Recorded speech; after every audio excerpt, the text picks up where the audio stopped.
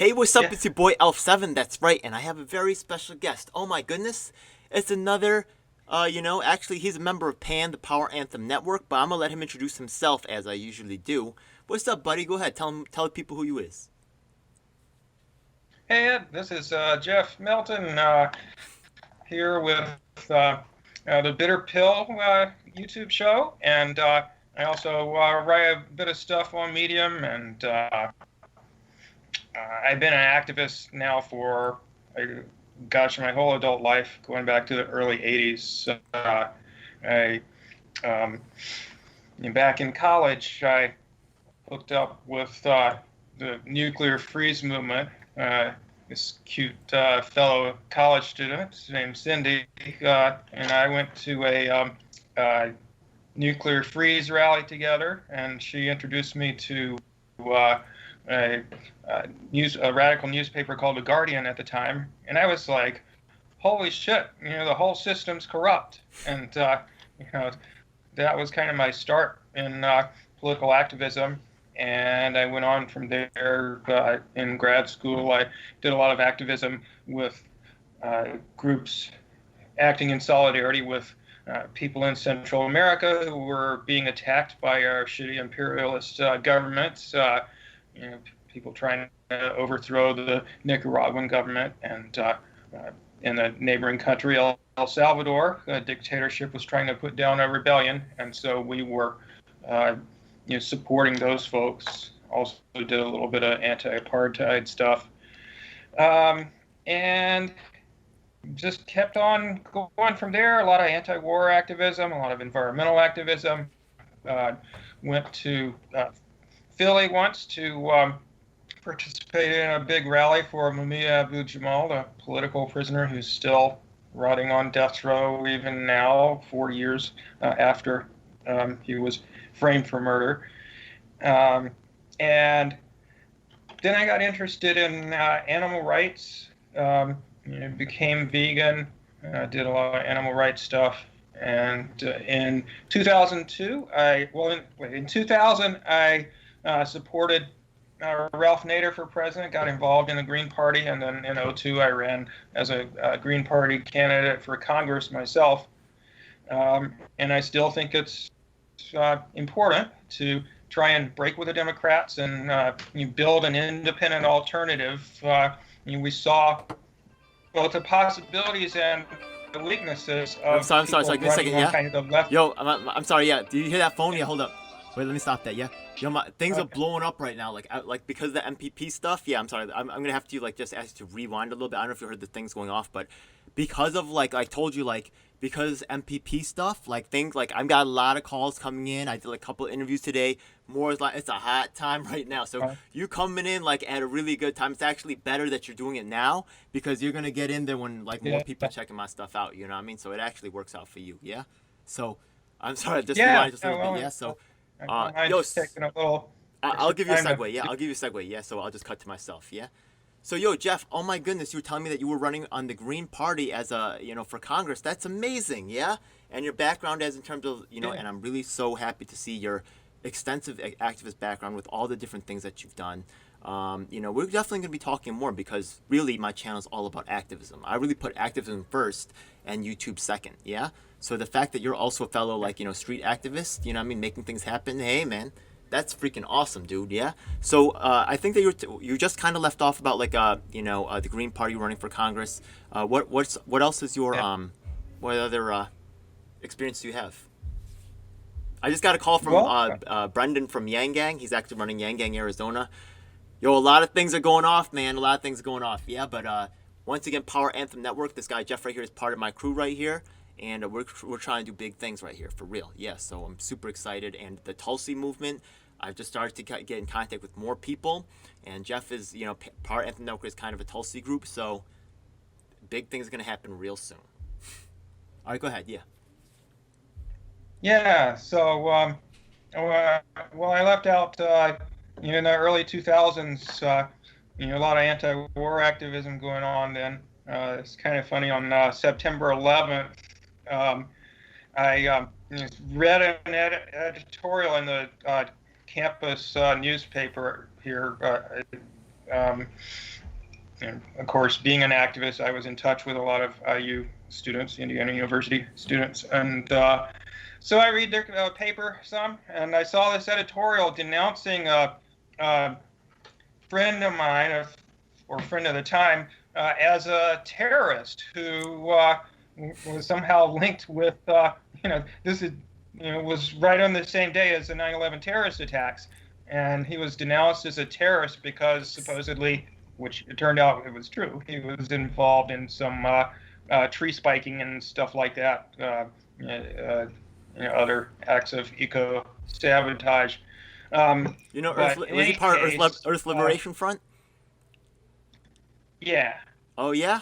Yeah. Yo, you know my name's Elf7, right? What up, son? What you know about that? What you know about that? Okay. Yeah. What you know about that? Huh? All right. Well, it turns out that this guy, I mean, I don't regret defending him because, it was just an attack out of the blue without evidence. But, it later turned out that he'd narked on his fellow activists to get a reduced sentence.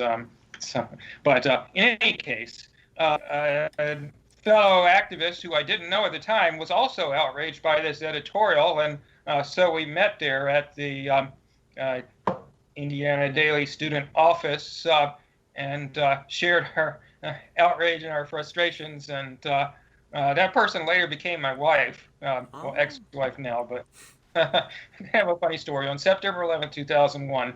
But in any case, so we were really involved in the anti-war movement, both against the Afghanistan war and the Iraq war. And it just went on from there. As you know, I was involved in supporting and defending Tulsi Gabbard during this recent presidential campaign, and I've written about and done a lot of videos about the Democratic primary campaign, and just talking about both what the possibilities were as far as people being able to push issues, and what the limitations are in terms of, in the end, unless they decide they're going to leave the Democratic Party, as Cynthia McKinney did a while back, their loyalty is ultimately to the Democratic Party. So, Tulsi endorsed Joe Biden, and so did Bernie Sanders, and Bernie's, in fact, campaigning like crazy for Biden, which is really disappointing, but not unexpected to see. And I really love that about your story. And the thing is that, if you're a longtime activist like yourself, right, you see people come and go from the movement. You see, hippies become yuppies, unfortunately, sometimes. You know what I mean? I'm sure you've seen that as well. And then you also, but you've managed to stay involved in the movement, right? There's a lot of temptations to move away from it, right? It's not like very rewarding in the typical fashion, yeah? Nobody looks up to an activist, right? Yeah, like it's not like, the cool thing to be, but you really believe in it. That's cool, man. I respect. Yeah? Yeah, in fact, just a few weeks ago, a buddy of mine who used to live in Bloomington was complaining about, gee, when I was young and stupid, I thought that Bush and Gore were the same, and fortunately, I've grown up now, and actually, it's funny because I like young David better. Go ahead. They may not have been the same, but they're both part of the same corrupt system, and I wish you still understood how important it is to break with that. Yeah, I'm kind of old school too. So the thing is that I recently did a video on MPP, and I was talking about how their financial records aren't really open. And and then I said I'm starting a not for profit, and I said that I'm going to put my money into a lockbox. Remember that with Gore, the lockbox? So you got to be from a certain era to know some of the jokes that I make, so that's cool that you're gonna get that, I was like, lockbox, oh man, they're like, yeah, Gore, yeah, Gore was funny, man, that's all right though. So look, right now you have would you say the bitter pill is like kind of the major thing that you're doing right now? Is that like your main way yeah, as far as activism goes, I'm doing the YouTube channel, and I'm also writing some articles on Medium. I need to get back to that soon, but I wrote quite a few things about the primary and how it ultimately ended, and just what it ultimately showed about just the impossibility of being able to depend on, electing somebody president through the Democratic Party as a major route through change, and how, we need to pursue other avenues that are more likely to be fruitful because, at that level, it's just, I get the that. power behind the establishment is just, too much to overcome. By the way, what state are you from? You're from Indiana? Indiana, yeah. Cool. Awesome, dude. Um, Awesome. Yeah. yeah, originally from North Carolina, but I came here in '89, I think, and I've been here ever since. Raised my son here, and you know, When did you uh, start? When did you start just this bitter pill thing? Oh wait. Not only do you have bitter pill, wait, you also have a pretty good following. Now I'm new to Twitter, so I'm just like learning how to do some of the stuff here. But you seem to have a pretty good following on Twitter, yeah? Or is that really kind of average? I don't know. I'm working on it. I don't know if you saw, but there was this thing going around about a month ago. No comrades under 1K. Oh Um, yeah. and basically, just a ploy to get people on the left to follow each other so they could have more followers. So I took advantage of that and about doubled my number of Twitter followers. Okay. So, I see that still popping up from time to time. It would be nice. You know what I mean? But you know, I think yeah, it would be nice. Yeah, I'm still trying to come up, man. It's all right though. You know what I mean? We'll see. We'll see. Hopefully one day I could get there, man. It's all good though. You know what I mean? I actually like also like coming up the slow way. I try to convince myself that it's a good thing. So you know what I mean? But yeah, it would be nice to come up on like a little bit quicker. Yeah, it's all good though. So the bitter pill. When did you start making videos on that channel? When did that kind of thing get started? about a year ago, I just, basically, I think the first step in making any social change is to make as many people as possible aware of the truth. And, of course, the corporate media tries to hide that from us, but also people, they want to look away from the truth, the reality of the shitty world we live in because it's pretty unpleasant. So, I make an analogy with my dog who was sick with cancer a few years ago, and he had to take some very bitter pain medicine, Hey, and he didn't want to take it because it tasted terrible, but he had to take it in order to feel better, and so that's my approach to this channel is, hey folks, I need you to take your medicine. I got you. It's good for you. Yeah. All right. That's cool, man. That's cool.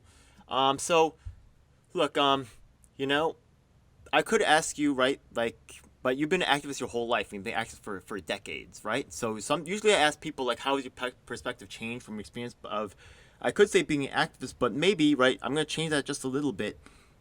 You've had your the bitter pill run for about a year, and looking at things as a YouTuber, right? Things are a little bit different, right? Maybe Power Anthem Network, whatever, yeah. But since starting the bitter pill, right? Has your perspective changed in any significant way? Oh, I don't know. I think it's about the same. I've been doing this stuff for a long time, and I think major changes in my perspective over the years were, first when initially when I realized, holy shit, the world is a pretty corrupt, fucked up place, and then I realized, uh, you know, Democrats aren't that much better than Republicans, and we're not going to make change by trying to, by depending on them. And we have to be honest about, how captured by the ruling class both of these parties are. And then, the other change in my perspective when I learned about, how much more exploited and victimized by cruelty other species of animals besides humans are than we are. And Right. just recognizing that the planet is being trashed by animal agriculture as much as it is by fossil fuels, and we're trashing our own health by shoveling all these animal products into our bodies that certainly in the quantities that typical Americans do so are not good for us. Yeah, I understand that.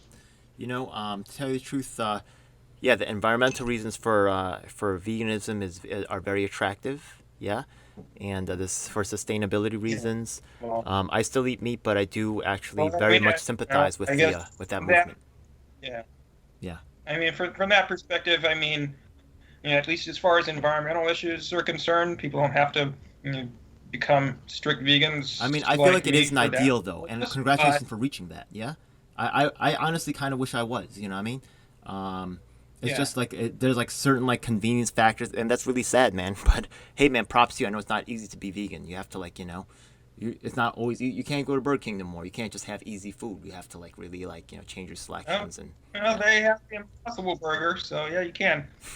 But All right, all right. uh, Oh, is you that at used, those? Yeah, I haven't been to there for a while. Yeah, it's all good. yeah. I mean, a lot of the Chinese spot. But I Yeah, mean, you, yeah.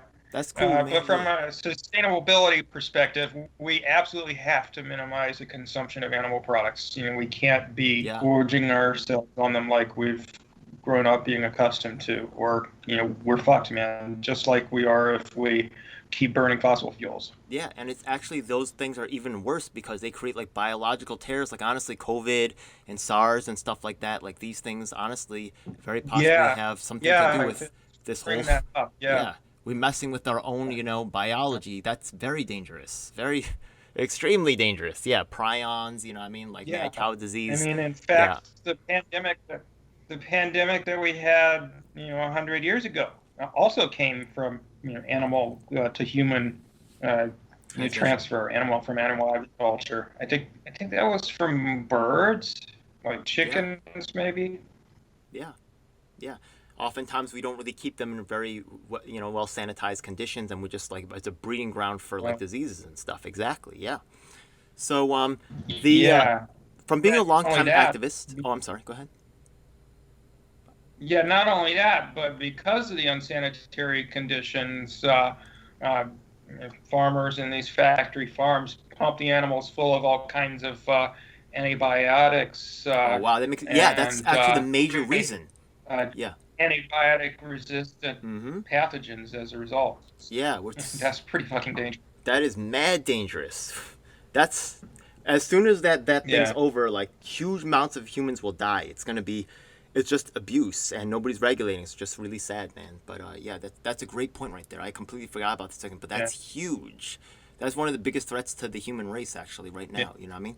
The overuse of those antibiotics. Oh well. Absolutely. So look, you've been working in these activist organizations for a long time. That's cool, man. From your experience, what would you say are like the most effective things that you've seen like activist organizations do? How can people, other activists that are watching this channel, how can they become effective? Well, I mean, I think just kind of a general principle of being effective is you know, be independent. Don't follow along behind some leader in some political party, especially not ones tied to the corporations, and stick to your principles and don't let anybody tell you that you're being a purist or whatever, because as uh, friends of mine have been telling me recently when I've said I'm not voting for Biden, and here's why. And just say, well, look, I'm against war, and that's all there is to it, or Yeah. whatever it is. And so I'm not going to support someone who's for that, and that's it. That's fine. Um, I mean, I'm and actually like I've been working third parties for a long time, so I've like like mhm, it's not like all of a sudden like right now like all of a sudden I'm saying I'm not going to vote for Biden, right? Like it's been a long time I've been saying the Democratic Party is not really my choice. You know what I mean? For a long time. You yeah, also ran on the Green Party ticket, so yeah, you were also like of a similar mind frame, right? Yeah. But also, I think that it's yeah, also also remember that we have decades and decades of like life experience, right? Seeing things, understanding things mhm, that they may not. You know what I mean? So everybody has to come yeah, to it on their own time and in their own terms. Also, the fact that you've worked right mhm, as an activist like directly, you've seen how they have not had this experience of the Democrats coming in and promising you something and then taking it away, mhm, or like you've been working for this mhm, particular issue and then they say they're going to do something and then they do the exact opposite. Like And when you get burned again and again and again, then you like realize, right? But they haven't had the experience, so we got to like let them come to that on their own time, and they will like we got to encourage them to become more activists and do more things, right? And then they'll see, right? Because as long as they just get these stuff projected by the mass media, they're only going to see one side of things. So they'll come around. Yeah. They'll come around, Well, right? you One know, of our guys used to be and against street of activism, course, but now they, he's like he's loving me. I mean, that's cool. We can win yeah. them over. Yeah. Well, yeah. Well, I mean, yeah, they have to be open-minded to be able to see it, but maybe we can help them out by just pointing out certain examples. Yeah.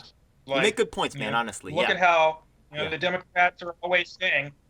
So look at how the Democrats are always saying, oh, you third-party voters spoiled the election. Don't support third parties. Blah blah blah. But then they won't support things like ranked choice voting or getting rid of the electoral college or other reforms that, or even challenging Republican voter suppression. They don't do too much of that. So it's like, it doesn't seem like you guys really want to win, if you're not doing these things that would help you win, and instead are focusing all the blame for your losses on us. And I like that what you said, all the blame, not because on the exactly, but on yeah, the left-wing third.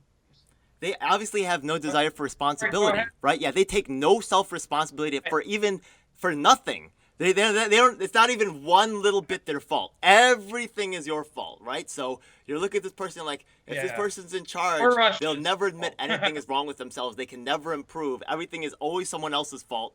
Yeah. Are you kidding me? Any adult should know what bullshit that's obviously doesn't make any sense. You know what I mean? But that's their spin. Whatever. Hilarious, man. So look. You've been part of different organizations, right? Yeah, you've been Green Party, different probably like community-based organizations, things of that nature. Different organizations have different ways they make decisions. Yeah, so what are some of the more effective organizations you've been part of? How did they make decisions?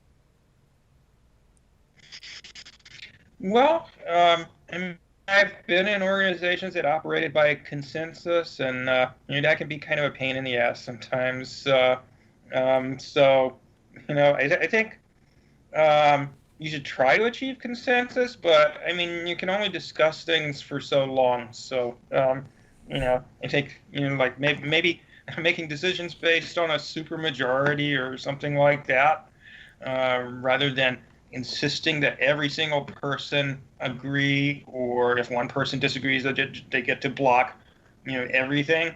Because obviously, if somebody infiltrates your organization, with that approach, you're fucked, right? So, yeah.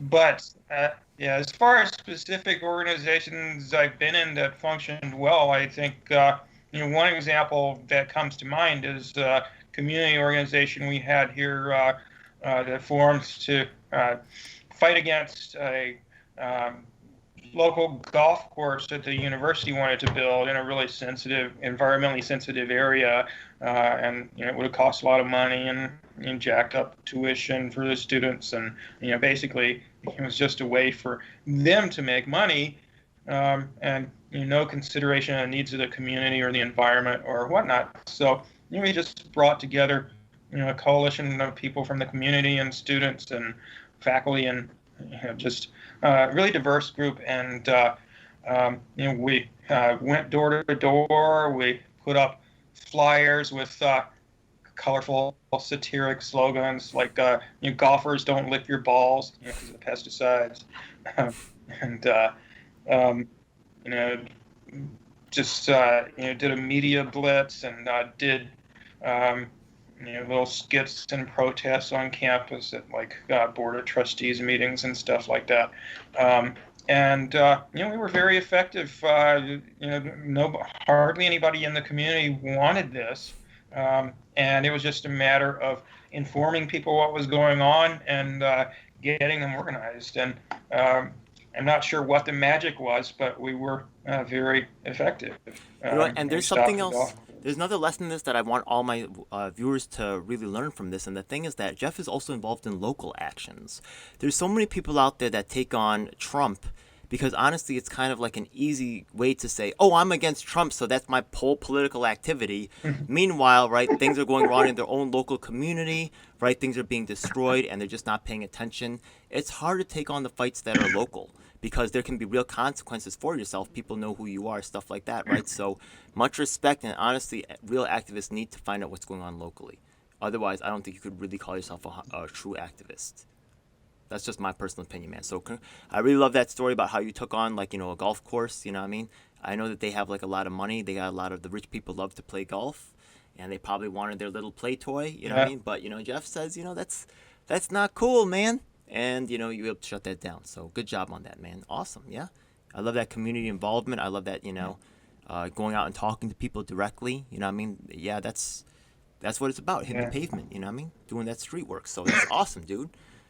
So now the thing is that look, Jeff, okay, I think that what's the Jeff the Russian bot or something? That's your thing on Twitter or something? Yeah. Yeah. Yeah. So look, there's a Uh-huh. lot of people who misunderstand you, right? I bet you that's the case, right? Yeah. What are some of the most common misconceptions about maybe Jeff or the bitter pill or whatever? Yeah. What do you think some of the misconceptions are out there? And your I don't movement know and about. what you're working on, like as in terms of like the things that you stand for, or the like what's one of the current things that you're working on, like as in terms of activism, or the last thing you worked on. Well, I'm not any one specific thing. I mean, Okay. I do different issues all the time. Well, let's And take Tulsi supporters, right? Okay, what do you think is probably the most common misconception of Tulsi supporters, besides the fact that they're Russian bots? um, yeah, Russian bots, or we just like her because she's cute, or we're like incels. We're unable to attract women, so Yeah. we're like worshiping her or something. Um, but I guess for folks like us who aren't well known, I mean, I don't think we personally necessarily face too many smear campaigns or whatever, but certainly someone in a position like Tulsi's, who takes on the establishment to the extent that she has, really face just horrible campaigns of lies. Yeah. And so Yeah. I, I guess, unfortunately, probably most of my time as an activist during the Democratic primary was just combating the slander campaign, Yeah. you know, Yeah. because it was just vicious. It really was. I'm shocked at how many people actually believe that stuff. But yeah, that was pretty wild, man. Yeah, like about as many Sanders supporters did as didn't, which was really shocking.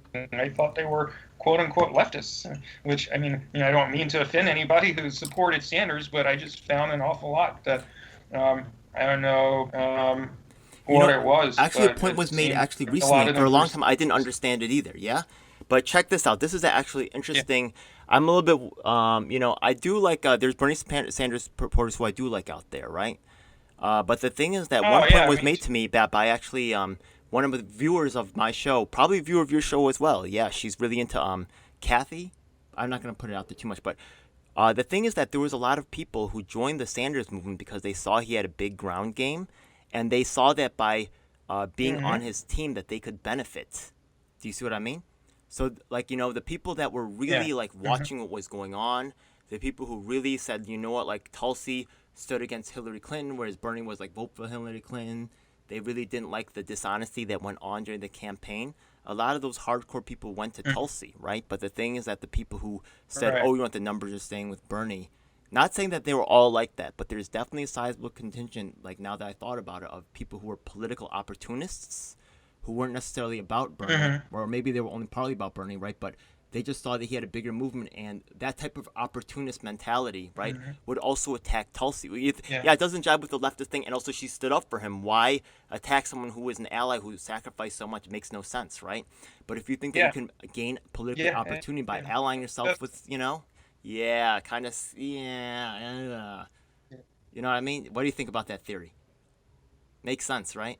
Yeah, I think that's a big part of it, and just a lot of them sincerely believe that he had a good chance to win or was gonna win, and so they saw any competitors as threats. And you know, I think hopefully after seeing him cave into the Democratic establishment 2 elections in a row now, after having run a strong campaign, hopefully a lot of people are waking up to the fact that like he's not going to stick it out till the end. He's going to ultimately cave in. He's never going to go third party or anything, and the Democratic establishment is never going to let somebody like that win, whether it be Bernie or Tulsi or whoever. They'll find a way to stop them. So, we've got to, take that into account and strategize around it, figure out how we want to deal with that. So the current situation is crazy, man. If we take a look at the COVID thing, if we take a look at the economy, if we look at protests in the street, there's so many things that are wild and crazy going on right now. What's your current take on this whole situation? What's up? Well, I mean, it's well, I forget who it was who said that in every crisis there's an opportunity, and Yes. it's through crisis situations that change can happen, and it's up to us as activists, as organizers, to do the best we can to take advantage of the opportunity that crisis presents us with. But yeah, there's no telling what's going to happen. I mean, the I like economy that. could Yeah. On the last pan collapse show, I even was like, further. and I get what you're saying. I totally get it. And actually, technically, I think you're actually right. But for me, like you're like, yeah, like it's pretty much hopeless to like, to reform the Democratic Party or whatever, something like that. Yeah. But I'm like, yeah, Hmm. I always believe we can Hmm. always do it. We can always, it's never over. You know what I mean? So you're probably technically right because all common sense says that, but I don't ever want to believe that. So I still believe that November 3rd could happen and we could have like a big movement and somehow like we make magic. I'm not giving up to November 3rd, man. I'm not giving up. You know what I mean? Yeah. Look at me. I'm still like talking to all these people in the Tulsi movement, trying to like, maybe who knows? You know what I mean? Maybe Biden gets sick. Anything could happen, bro. Anything could happen. That's just, what I mean? Until November 3rd, it ain't Well, over. Even after November 3rd, it ain't over. You know what I mean? That's my dream, man. So, you know what I mean? go Yeah. Howie Hawkins. Hey, I get it, man. It's all good. You know what I mean? Everybody has a different, the different person that they back in. You know what I mean? Howie Hawkins is cool, man. He's cool. So let's talk about so what makes the bitter pill, right? Yeah, there's a lot of different YouTube channels people could watch out there. My channel, right? They could watch, Israel's channel. They could watch, Jimmy Dore. But why should they watch the bitter pill? What makes the bitter pill special? Well, I'm not only an activist but also a psychologist, a social psychologist. So, I bring that perspective into my activism and into my, you know, uh, videos and writing. So, I just I'm look, for sorry. Wait a example, second. Wait a second. We're gonna review that psychological question because you dynamics were breaking play up. into why. Give me a second. Give me a second. Yeah, the connection's breaking down. Okay. Give me a second. Yeah. Okay. Let me wait for it to improve. All right. Okay. Say a little something. Well, as I'm not only an activist but also a psychologist, and Okay. so Wait. I That's bring doing better. that That's doing better. So now I'm gonna perspective. reset the question. I'm gonna ask you the question again. It's starting to come in a little bit better now. I'm sorry about that. Yeah. Okay. I'm getting actual physical like better connection soon because this whole like whack internet connection thing isn't working because this is really a bigger becoming bigger. Yeah. So all right. Boom. One more time. So I say Yeah. uh shit. What's my question? Uh. Oh, what makes the bitter pill unique? Okay, yeah, yeah, okay. So, all right. So, look, there's a lot of Well, different one YouTube thing that channels that makes the bitter pill unique. Okay, go ahead. Yeah, one thing that makes the bitter pill unique is that I'm a psychologist, a social psychologist, so I bring that perspective as a social scientist into my uh, perspective as an activist. And so, for example, I look at this phenomenon of people being scared out of their minds by Trump and being very, very committed to getting Biden elected and supporting Biden and so forth. And so then they even friends of mine, go after me for, not just saying that I won't vote for Biden, but even for criticizing him. And they're like, "Oh, you're so privileged, and you purist, etc." I had a friend do this the other day to me, and you know, I, I presented him with all these facts about Biden's record and Harris's record to some extent, and he's like, "You're such a purist. You expect perfection," and I'm like, "Dude, why is it being a purist to be against murdering people and bombing their country and overthrowing their governments and denying people health care and harassing and assaulting women, so on and so forth? Why is that being a purist?" And also, I went and, because I know my friend's he's a tenured professor, so I went and looked up his salary. This 6 figures, man. So we're talking about some major projection going on there. Him calling other people privileged. Yeah, well, his life is So, easy, you know what I mean? So he doesn't really want change the way we do. You get what I mean? You know what I mean? But when you're broke and hungry, you want change real bad. Real bad. Yeah, Jimmy Dore made this point the other day about folks who are very privileged. They don't really understand what it's like to be the have-nots. And he was talking about this Twitter outburst by the guy who's the producer of The Simpsons. I forget his name. Matt Groening? Or one of the producers. No, not Matt Groening. I don't know. You can look up Dore's episode and you'll see. But anyway, just pointing out that this guy's projecting out the wazoo. He's coming from a place of privilege, and it doesn't really matter to him. It doesn't really affect his life that negatively if Biden is president or if Trump is president. But most of the rest of us, shitty things are going to happen regardless of who becomes president. And because of those people being president in part, and people in a place of privilege, you don't really get that. They don't necessarily follow politics that closely. They're in their own little bubble, and they don't know what life is like for the rest of us. And yet they say that we're the ones who don't understand what it's like to be a person who's living paycheck to paycheck, or is a person of color who's discriminated against, or whatever. But it's actually those people who are most likely to say, "Hey, I'm not going to vote for either one of these corrupt assholes." I get it. I get it. Yeah, I get it. So look, what are your plans for the future, man? You got all this stuff. You got all this knowledge. You got this social. Wait, you ever read that series Foundation Trilogy? You ever read Foundation Trilogy? By Asimov? Have you ever read the Foundation Trilogy? A little bit? Would you say you're kind of like a psychohistorian? I? You know what I'm talking about, right? From the book, like they would study the social sciences and they'll use that to predict human history. You know what I mean? Or human development. Yeah. And social development. I'm not familiar with that. I'm not really familiar with that. Okay, it's all right. So, what's your plans for the future, man? With all this knowledge that you got, right? All this background, right? All this experience. What are you gonna, you're using to some good, right? What are you doing with it now? What's your plans? Go ahead. Well, I'm always coming up with new ideas for things to talk about, and I certainly don't you have that paper you're working on related to COVID or something? COVID and collective. Yeah. I'll talk about that, and also I want to do some stuff on the psychology of media brainwashing and propaganda.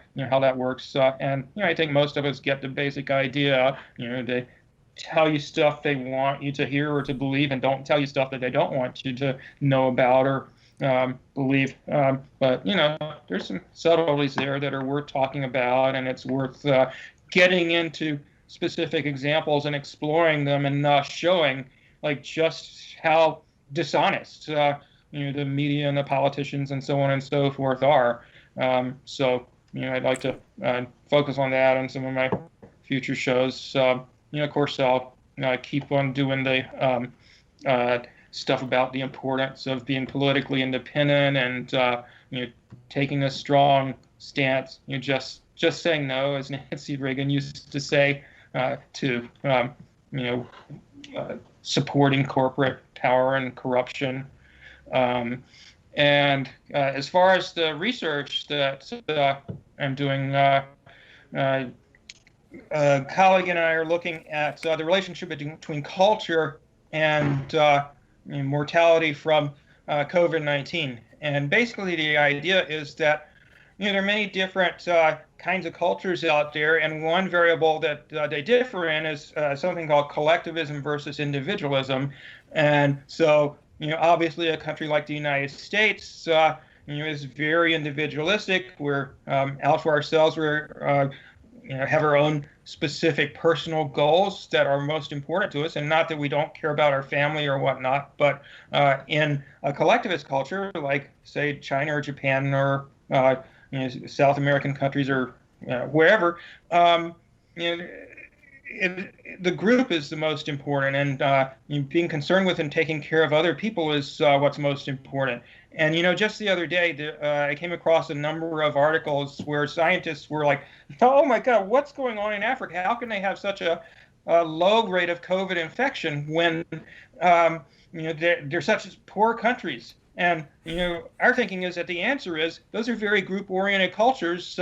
They are really motivated to take care of each other, and so they were doing things like putting on the masks right out of the gate if they could get a hold of them, and they took action really early because they're like, I got to take care of my buddies. They cannot afford to lose their family members. They need them to survive. Right. So you don't take chances. Yeah, you know what I mean? Right. But, you look at the people who are living good, you know what I mean? Like there's so many instances of the media of people who think they're above the law.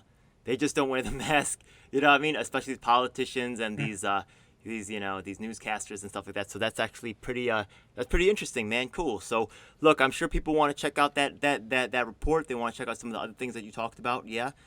Your adventures in activism, stuff like that. How can people follow you? What's the name of your channel? I know you said it's The Bitter Pill. Is it like youtube.com/c/The Bitter Pill? I'll put the links below.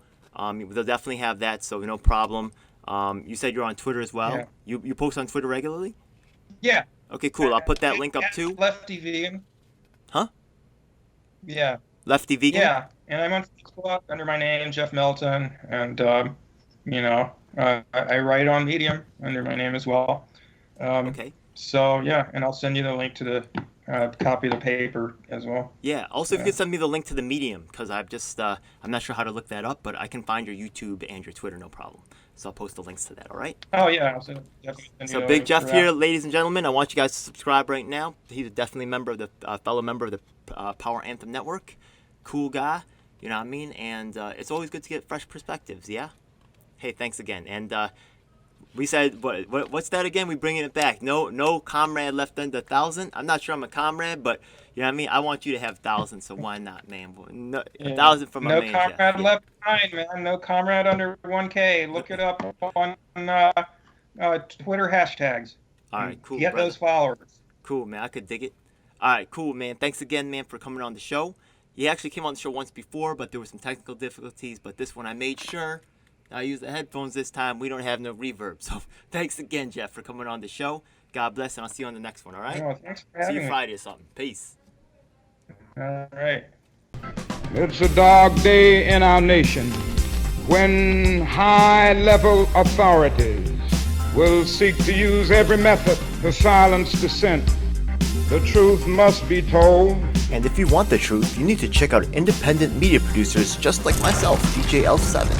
You should subscribe and hit the bell icon to get notifications when I release a new video. Truth of these we words are on all is beyond the doubt. That includes Facebook, Twitter, Instagram, and of course YouTube. Unfortunately, we have definitely seen that these mainstream outlets will cave to corporate interests, so we encourage you to join our independently moderated communities of Reddit and Discord. We also encourage you to subscribe to us on BitChute and Daily Motion so you can see the content that YouTube doesn't want us to let you see. Hey, now it's time for the most important part of the video. That's right. It's time for us to tell you about the Taking Action Group. Do you need an activist? Or maybe there's no activists around willing to help you with your cause and you need to learn to become an activist. That's exactly why we're here.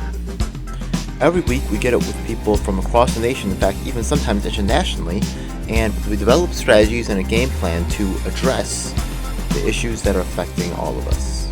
Every week myself from New York City and of course my co-host Lisa from Los Angeles provide a coast-to-coast perspective on what's going on in the country.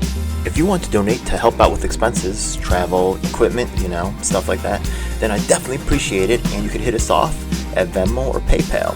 Thanks a lot. Hey, by the way, we also have a merch store, so check it out.